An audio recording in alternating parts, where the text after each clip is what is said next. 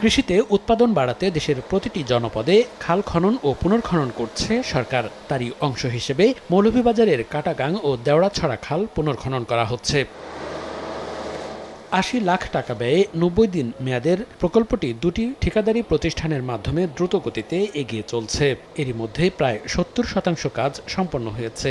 খালটি পুনর্খনন হলে সদর উপজেলার রাধাকান্তপুর, ভুজবল, মার্কুনা, বাইনকা ও নিতেশ্বর সহ অন্তত ৮টি গ্রামের জমি বোরোসহ ৩টি ফসল চাষাবাদের আওতায় আসবে। পাশাপাশি হাওর এলাকায় স্থায়ীভাবে বন্যা ও জলাবদ্ধতা নিরসন হবে।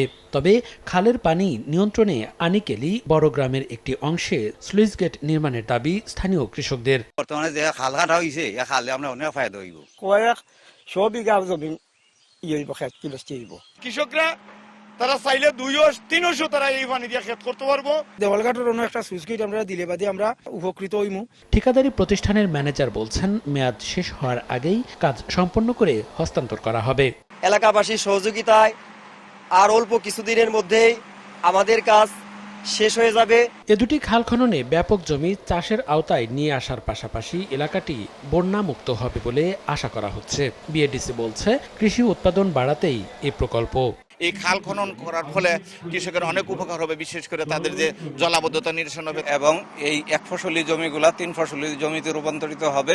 বিএডিসির দেয়া তথ্য মতে শহরের কোদালীছড়ার মুখ থেকে উৎপত্তি হয়ে পশ্চিমে বাইনকা ব্রিজ দিয়ে মৌলভীবাজারের হাইল হাওরে পতিত হয়েছে কাটাগাং খাল, আর দেওড়াছড়া খালটি প্রেমনগর চা বাগান থেকে এসে কাটাগাংয়ে মিশেছে।